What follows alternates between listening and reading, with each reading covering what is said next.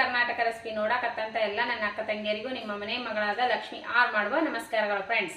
ಇವತ್ತಿನ ರೆಸಿಪಿ ಏನ್ ತಗೊಂಡಿನಿ ಅಂದ್ರೆ ಗುಜರಾತಿ ಡೋಕ್ಲಾ ಮಾಡೋದು ಹೇಳ್ಕೊಡ್ತೀನಿ, ನೋಡ್ಕೊಂಬನ್ನಿ. ಬೇಕಾಗಿರುವಂತ ಇಂಗ್ರೀಡಿಯೆಂಟ್ಸು ಒಂದನೇದಾಗಿ ಕಡಲೆ ಹಿಟ್ಟು, ಇಂಗು, ಅರಿಶಿನ ಪೌಡರ್, ಕರ್ಬೇವು, ಹಸಿ ಮೆಣಸಿಕಾಯಿ, ಲಿಂಬೆ ರಸ, ಸಕ್ಕರೆ, ರುಚಿಗೆ ತಕ್ಕಷ್ಟು ಉಪ್ಪು, ಎಣ್ಣೆ, ಜೀರಿಗೆ, ಆಮೇಲೆ ಒಂದು ಇನೋ ಪ್ಯಾಕೆಟ್ ಇಷ್ಟು ತೊಗೊಂಡು ನೋಡ್ರಿ. ಈಗ ಹೇಗೆ ಮಾಡೋದಂತ ನೋಡ್ಕೊಂಬನ್ನಿ. ಏನು ಮಾಡ್ಬೇಕಂದ್ರೆ ಒಂದನೇದಾಗಿ ಫಸ್ಟಿಗೆ ನಾವು ಸ್ವಲ್ಪ ಸಕ್ಕರೆ ಹಾಕೋಬೇಕು. ಇಷ್ಟು ಸಕ್ಕರೆ ಹಾಕೋರಿ. ಸಕ್ಕರೆ, ಆಮೇಲೆ ಲಿಂಬೆ ರಸ ಬೀಜ ತೆಗೆದ್ಬಿಟ್ಟು ಹಾಕಿ, ಲಿಂಬೆ ರಸ, ಇದಕ್ಕೆ ರುಚಿಗೆ ತಕ್ಕಷ್ಟು ಉಪ್ಪು ಹಾಕಬೇಕು. ಇಷ್ಟು ಉಪ್ಪು ಹಾಕ್ರಿ. ಈಗೇನು ಮಾಡೋಕ್ಕಂದ್ರೆ ನೀರು ಹಾಕಿ ಸಕ್ಕರೆ ಕರಗಿಸ್ಕೋಣ. ಸ್ವಲ್ಪ ಹಿಂಗೆ ಹಾಕಿ, ಹಿಂಗೆ ಕರಗಿಸ್, ಸಂಪೂರ್ಣ ಸಕ್ಕರೆ ಕರಗಿಸ್ಕೋಣ. ಸ್ವಲ್ಪ ಸ್ವಲ್ಪ ಹಿಟ್ಟು ಹಾಕಿ ನಾವು ಇದ್ರೊಳಗೆ ಹಿಟ್ಟು ಕಲಿಸ್ಕೋಣ. ಸೋಸ್ ಬಿಟ್ಟು ಇಟ್ಕೊಂಡು ನಾನು ಇದ್ರಾಗ ನಾವು ಏನು ಮಾಡ್ಬೇಕಂದ್ರೆ ಸ್ವಲ್ಪ ಅರಿಶಿನ ಪೌಡರ್ ಈಗ ಕಲಿಸ್ಕೋಣ.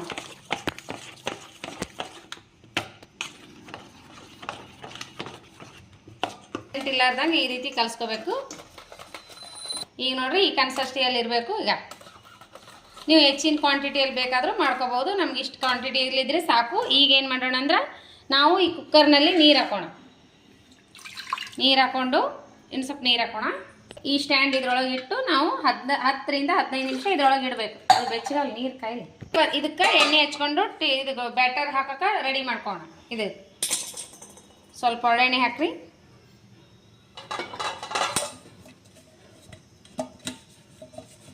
ತಾಟಿಗೂ ಹಾಕೋಬಹುದು.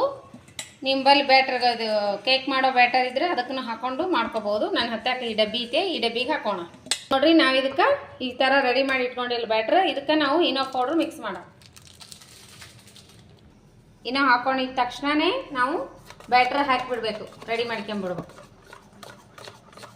ಇನೋ ಆದರೂ ಹಾಕೋಬೋದು, ಸೋಡಾ ಪೌಡ್ರ್ ಆದರೂ ಹಾಕೋಬೋದು.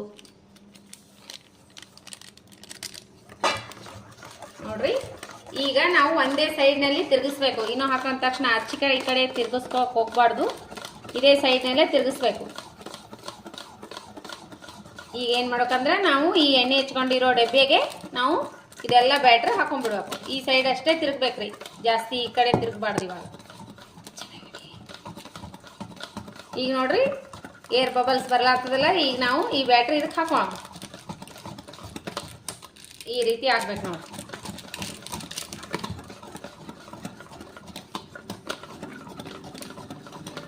ಇವಾಗ ಇದಕ್ಕೆ ಹಾಕೋಣ.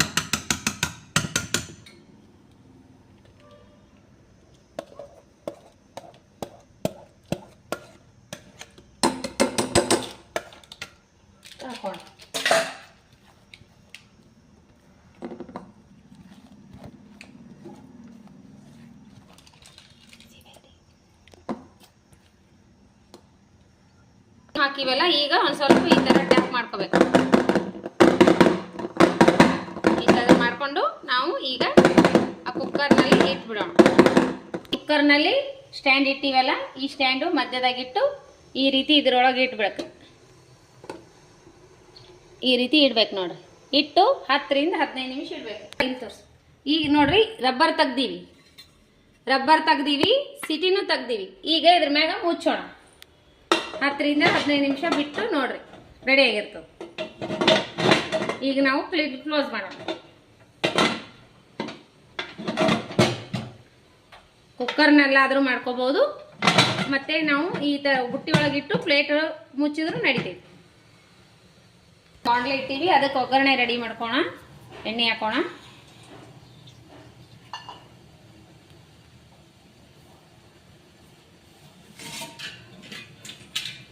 ನೋಡ್ರಿ, ಇದಕ್ಕೆ ನಾವು ಸಾಸಿವೆ ಹಾಕೋಣ. 1 ಸ್ಪೂನು ಸಾಸಿವೆ, ಜೀರಿಗೆ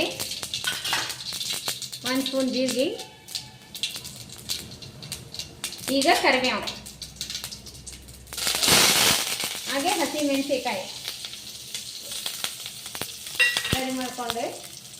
ಒಗ್ಗರಣೆ ರೆಡಿ ಮಾಡ್ಕೋರಿ.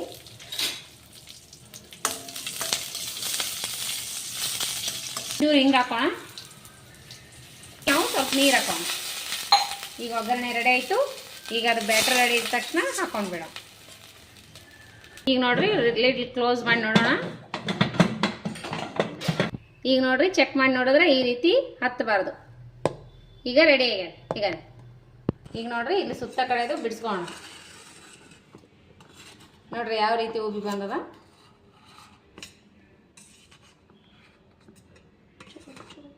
ನೋಡ್ರಿ ಈ ರೀತಿ ಬಿಡಿಸ್ಕೊಂಡು ಸ್ವಲ್ಪ ಹೊತ್ತು ಆರ್ಲಕ್ಕೆ ಬಿಡೋಣ. ಇದ್ರೊಳಗೆ ಹಾಕೋಣ. ಈ ಥರ ಹಾಕಿ ಟ್ಯಾಪ್ ಮಾಡೋಣ.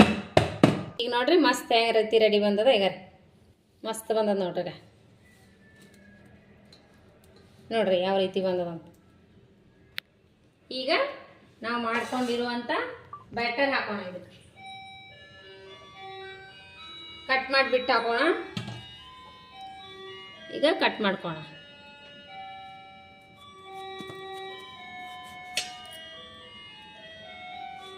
ನೋಡ್ರಿ ಯಾವ ರೀತಿ ಸ್ಪಾಂಜಿ ಬಂದದ. ಮಸ್ತ್ ಆಗುತ್ತೆ, ನೀವು ಮಾಡ್ಕೋರಿ. ನೋಡ್ರಿ ಈಗ ನಾವು ಇದನ್ನು ಹಾಕೋಣ.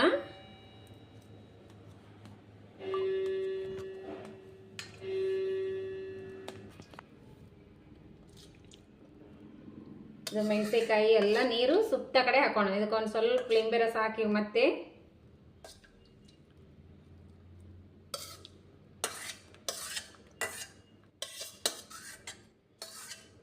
ನೀವು ಬೇಕಾದ್ರೆ ನೀವು ಇದಕ್ಕೆ ಹಸಿ ಕೊಬ್ಬರಿನೂ ಆ್ಯಡ್ ಮಾಡ್ಕೊಬೋದು.